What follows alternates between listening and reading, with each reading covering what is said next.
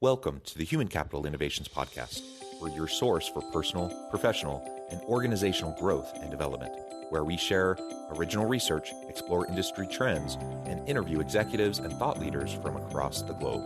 We hope you join us often for practitioner-oriented content around all things related to leadership, HR, talent management, organizational development, and change management.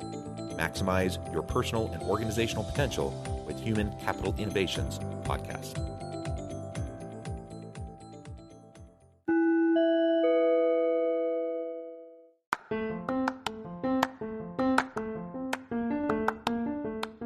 Do you enjoy the Human Capital Innovations Podcast? Enjoy ad-free listening by going to the Patreon page, and please consider contributing even at the producer or sponsorship level. And please leave a review. Thank you for your support.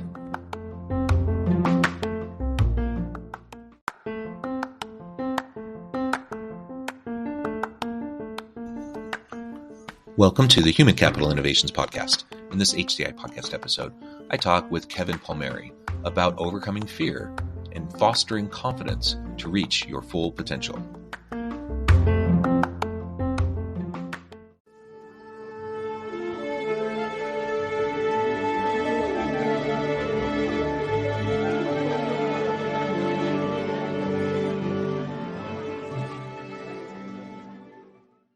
Kevin Palmieri, welcome to the Human Capital Innovations Podcast. John, thank you so much for having me. I'm excited to chat, my friend. Wonderful to be with you. I'm excited to have a nice conversation. You're joining us from New Hampshire. I'm south of Salt Lake City in Utah. And today we're going to be talking about overcoming fear and fostering confidence to reach your full potential. Now, of course, this has application in our personal lives, our family lives, home lives. But we're also going to address it, particularly from an organizational perspective. And as a leader, how do we lean into the messiness and the discomfort and the uncertainty of leadership roles? How do we overcome the fear associated with those roles and foster confidence in an authentic way so that we can best lead our people and support them and help them to fulfill their own potential, which in turn will help us to fulfill our own potential. That's what we'll be discussing together today. As we get started, I wanted to share Kevin's bio with everybody. Kevin Palmieri is a motivational speaker, personal development coach, and entrepreneur. He is the co-founder of Next Level University, a company focused on helping individuals and organizations reach their full potential through coaching, training, and events. And I could go on, but I'm going to pause there. Anything else, Kevin, you would like to share with the audience by way of your background or personal context before we dive on in?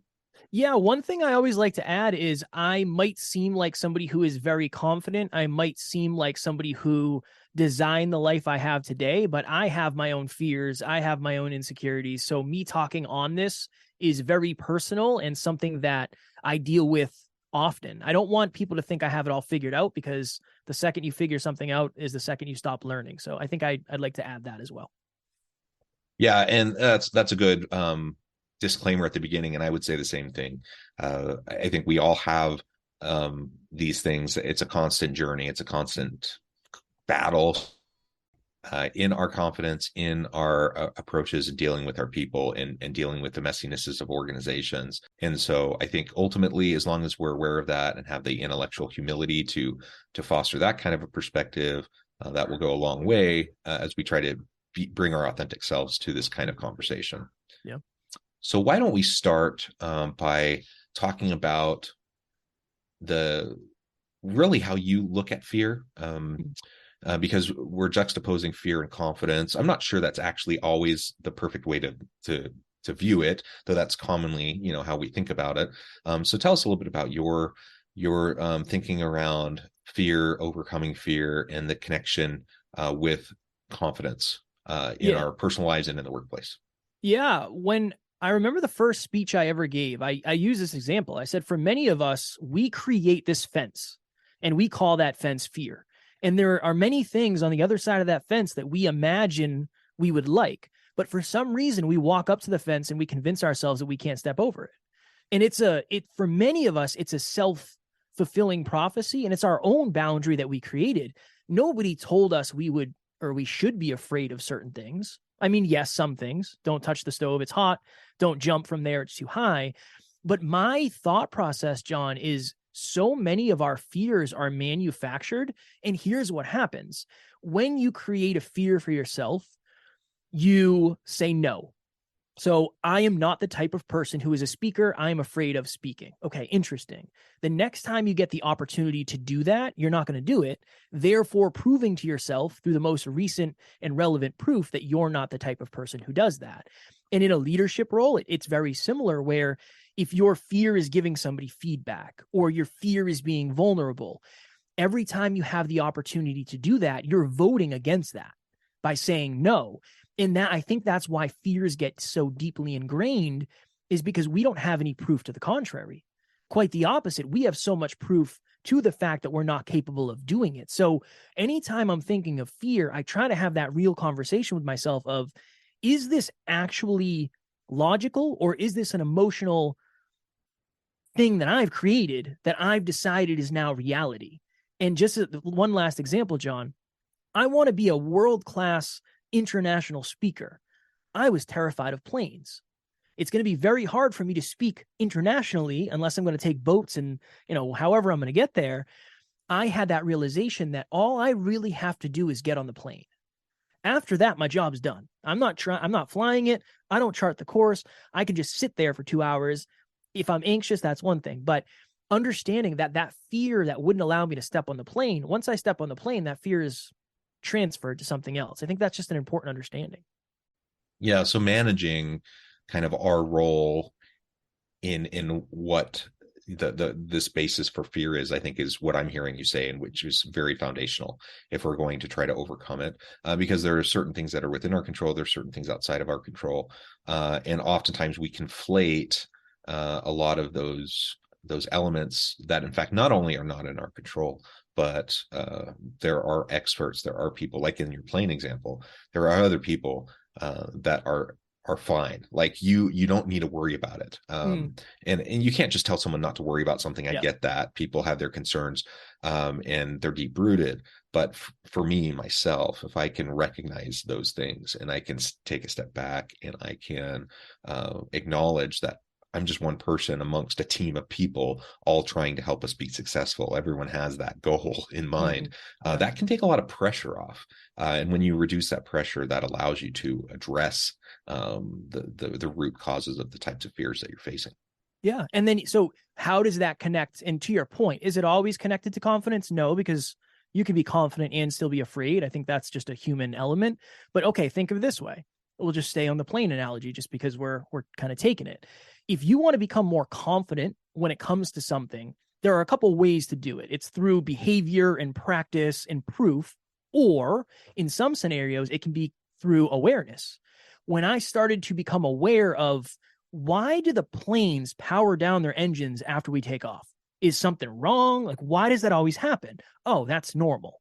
My awareness is raised. So for a lot of people, I think that confidence can be created from reverse engineering an outcome, where, are you confident you can make an omelet?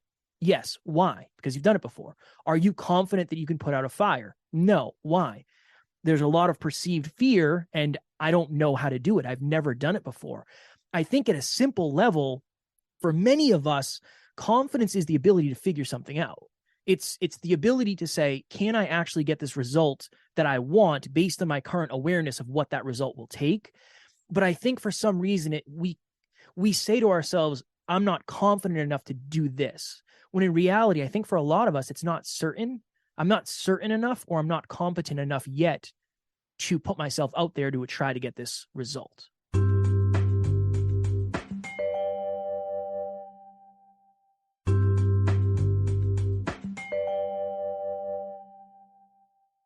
Yeah. And I think it's important to recognize, as leaders, sometimes we have this sense that we need to project confidence constantly in order for other people to take us seriously.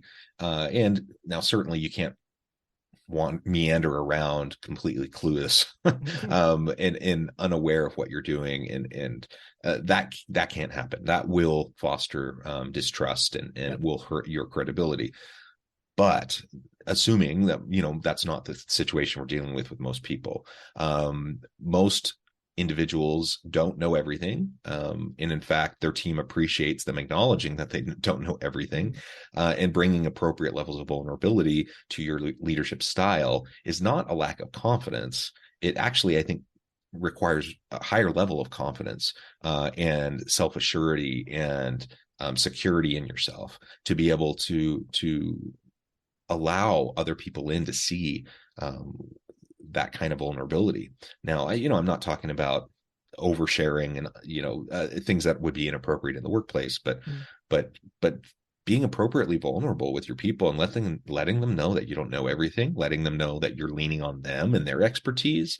In fact, it is the expertise of your team that's going to do most of the work, not you as the leader of that team. And that actually can create a dynamic of increased trust that will allow other people to feel empowered and to do more great creative work if you can foster that kind of vulnerability. So it's an interesting thing to think about, kind of the traditional sense of what people, this traditional stereotype of a confident, bold, confident leader versus the more modern conception of an empathetic leader, a leader who has that appropriate vulnerability and who can connect on a real authentic level with their people. And I think actually the two should go together. Like you come across as more confident when you can be genuine and authentic. Yeah. And I'll throw another, this could be a wrench into things, but I think we should explore as humanity, as leaders, as everything, the connection between belief/confidence and self-worth. Here's the interesting thing. Oftentimes, I think when we meet somebody who is arrogant, we assume they have a ton of belief in themselves. When many people I have met that are arrogant, they're just delusionally high when it comes to self-worth. They think they're deserving of results, or they think they're deserving of attention. That's a very interesting thing, where I think true confidence, to your point, is the ability to say, hey, I do not know it all. I don't know what I'm doing in this moment. I need some support. Or I'm afraid that things aren't going to go the way we want. I need to lean on somebody. I think that the confidence, that's confident. That is having the ability to say, I don't know if I can get this outcome, but I do know that I can share with you that I don't know how to get this outcome, therefore us getting the outcome. Versus somebody who might have a delusionally high level of self-worth that does kind of hinge on that arrogant side of things. I just think that's a very unique thing, because there's many people out there who don't think they're confident. They don't think they believe in themselves, when in reality, they have low self-worth. So they don't think they're deserving. There's a big difference between saying, I believe I can build the castle, right? I believe, I have confidence that I can build the castle, and I deserve to have the castle, even though I don't know how to build it. Those are two different lives, two different leaders, and two different teams. How does that connect to imposter syndrome in your experience? Because that seems like that comes back to this idea of self-worth. And it seems like a connection point between fear and confidence and how we portray ourselves and the beliefs that we have in ourselves. Yeah, I think at the end of the day, imposter syndrome is your fear that people are going to find out your greatest fear. So it's almost like, as a leader, if you're afraid that people are you don't believe you know enough, your biggest fear around being an imposter is that everybody's going to figure out you don't know enough. One day there's going to be a spotlight that says, oh, today's the day, Kev, you do not know everything that you claim to know. So this is my perspective on that.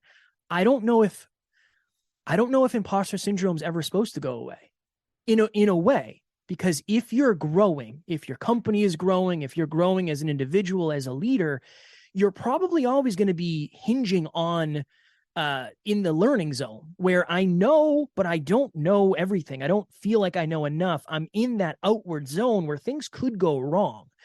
I think as you become more confident, and as you become more aware, and as you become more certain, you probably should push the pedal down a little bit more and kind of lean out into your outward edges. So I don't think imposter syndrome is lack of confidence. I think imposter syndrome is you getting to a new area of life, understanding the lack of familiarity with that area, and then thinking of all the things that you don't know because you don't know what you do know yet. I think that's kind of what imposter syndrome is and how it shows up for many of us, because it's not because we don't know. It's because we're very new to the area that we're in. When you get a promotion, you've probably been working for that promotion for however long, and that was the goal. When you get there and maybe you're leading a new team, what are you thinking? Well, maybe I don't know as much as the previous leader. Maybe I do things completely different. Maybe I'm missing things, right? You're on that outer edge of what you're currently capable of. So I think that's kind of what it is. It's just an understanding that when you're growing, feeling like an imposter isn't necessarily, at least from my perspective, a bad thing. Sometimes it's an accurate thing. It's the old cliche. The more I learn, the more I realize I don't know. That's not imposter syndrome. That's intellectual humility. I mean, that's just recognizing the world is a very infinitely complex place. Yeah. And for me to be arrogant enough to think I have it all figured out is kind of silly, right? And so I really appreciate it when people can be honest enough with themselves and with those around them to convey that level of vulnerability that they don't actually have it all figured out. And it doesn't say anything bad about them. In fact, I usually think more highly of that person because they have that level of intellectual humility. That fear of being found out, I really think is that the key part of imposter syndrome that can be dangerous because then we spend too much time and energy focusing on maintaining appearances and not being found out rather than learning and growing and developing ourselves and overcoming perhaps the gaps in our skills and our knowledge and our competencies that are going to help us be more successful. But the truth is, we all are continually developing. Nobody has it all figured out. Nobody is perfect at their job. And we find ourselves in new situations, new contexts all the time that require us to continue and learn and stretch and grow. And that's always going to be a little bit uncomfortable because if you're learning, that means you're going to be a little bit uncomfortable. And so to that point, in that way, I completely agree with you that I suppose we're always going to have a little bit of that imposter syndrome floating around in our heads. And I guess the key is to not allow ourselves to ruminate on it too much and allow it to negatively impact how we interact with others. I can acknowledge that I'm building the plane while I'm flying it. I don't have it all figured out. I'm iterating, I'm learning and growing as I go. I can acknowledge that at the same time while conveying to my people that, while I'm not perfect, I'm trying, I'm moving forward, and I hope that they'll do the same. And I'm going to help empower them to do that. And I'm going to support them to do that themselves. I think that creates this dynamic of, a culture of continual learning, a culture of mutual support, mutual accountability and trust, and this simultaneous, intellectual humility around recognizing we don't know it all, we don't have it all figured out, we're going to mess up and learn along the way, and doing it as appropriately vulnerable human beings, that are going to support each other and ultimately we can still recognize we don't have it all figured out and be confident in our ability to work together to figure it out eventually as we continue to iterate and to grow. Yeah, I think it requires confidence to admit that. I'll tell you this, John, I think this is important. I had imposter syndrome before I logged on with you. I looked at the show and I was like, this is a very intelligent human that I'm going to be talking with today. I wonder if I'm going to get found out. Am I going to get found out today? That literally went through my mind. And I think this is where the confidence piece comes in. Then you go do it anyway and you see what happens. And what if 99 times out of 100, it goes better than you think? Then you have really good, recent and relevant proof. I went on a show recently, John. This person was a doctor for NASA. And here I am. I didn't go to college. I didn't want to go to college. I'm not a very, I wouldn't say I'm intellectual in studies. And I had that moment of, this is going to go horribly wrong. This is going to go horribly wrong. It went really well. And I think that helped my confidence. And that helps you say, just because you feel like an imposter does not mean you are one. Maybe it's thin air that you haven't breathed before. It doesn't mean it's a bad thing. I just think that's very important. And then to your point, the vulnerability of saying, I mean, this is a culture. The vulnerability of saying, I don't know it all, but I am always focused on learning more. I don't expect you to know it all, but my expectations are that you will be hungry for knowledge and hungry for truth and hungry for productivity and hungry for self-improvement. That's a wonderful, rich dynamic of a culture because you're admitting from the top, I don't want you to think that I know it all, because if you think that I know it all, you're going to think that you should know it all. And if you're walking around here in fear and on eggshells, we're not going to be a very good team. That's not how this is going to grow. So to your point, I agree 100%.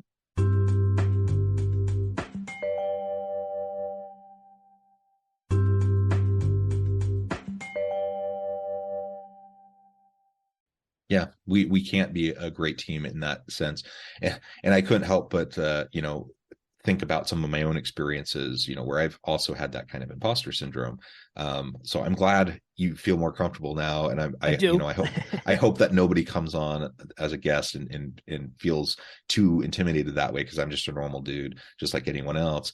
But that's the reality that I've experienced. As I interact with people that are just incredibly impressive people, they've accomplished so much, so smart, so capable. You have that concern about being found out or not stacking up or in some way coming up short.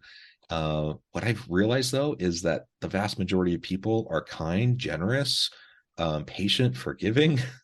Most people, if you treat them well, they will treat you well, and it's kind of the more rare individual in my experience who's just a jerk, and usually it's their own stuff, right? It's their own baggage and their own insecurities that are manifesting if they're trying to act all high and mighty and better than you. They're just being a jerk, and they may be more intelligent, they may be more capable, they may have thought of things you haven't thought of, but if they come across that way to you, they're just being a jerk. You don't need to worry about it, and you can move on.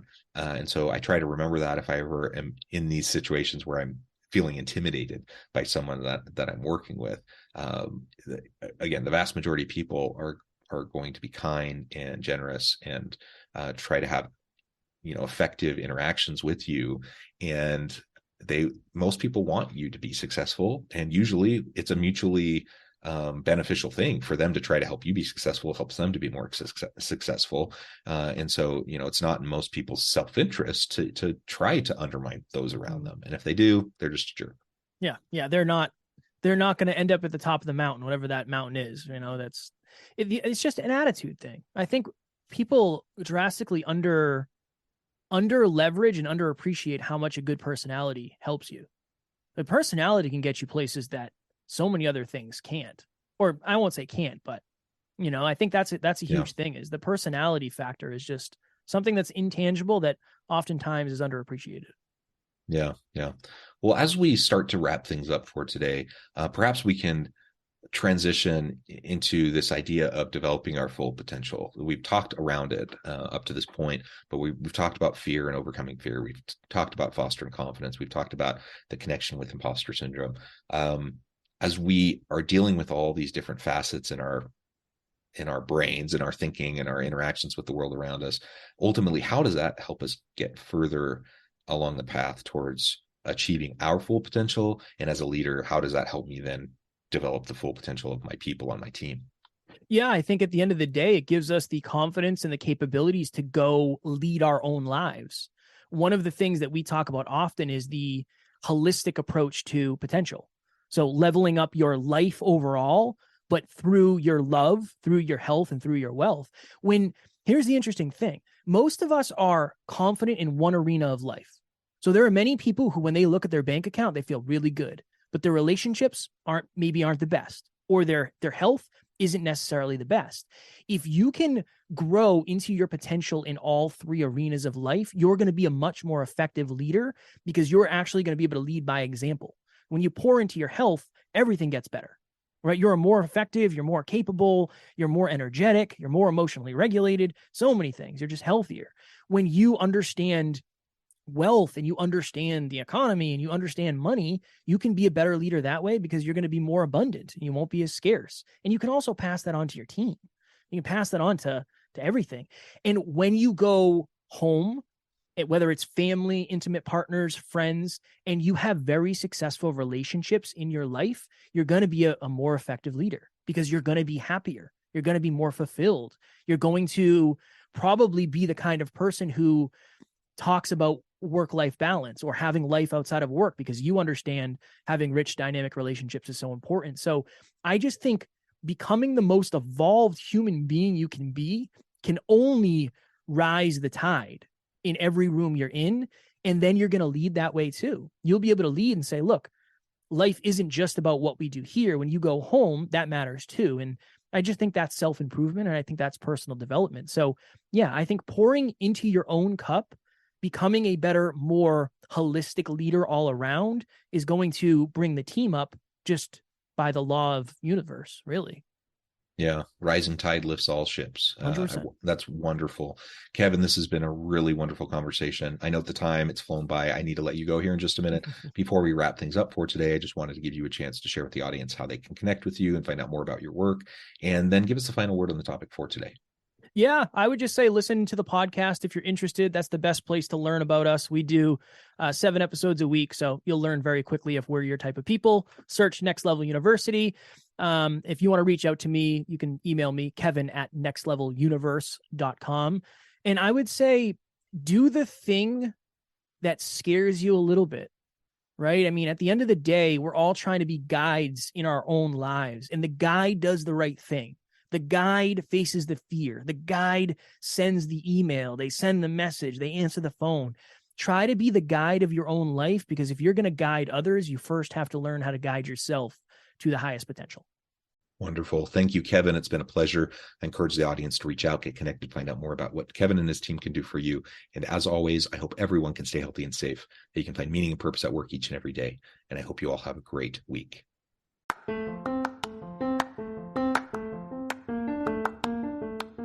Do you enjoy the Human Capital Innovations podcast? Enjoy ad-free listening by going to the Patreon page, and please consider contributing even at the producer or sponsorship level. And please leave a review. Thank you for your support.